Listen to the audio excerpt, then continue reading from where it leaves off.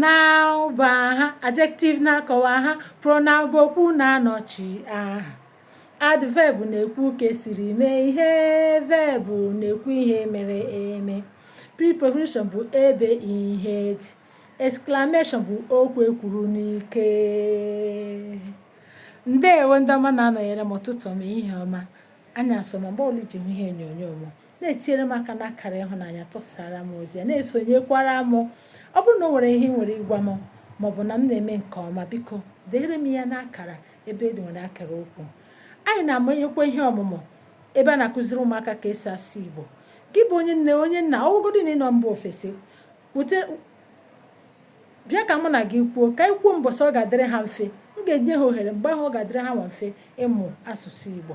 Ọ dị mma ka ha mụta asụsụ Igbo maka ha nọcha ebe ahụ ha ga-alọtakwa. Anyị nwere mbọsị ndị anyị na-eji akụziri ụmụaka ka esi asụ Igbo.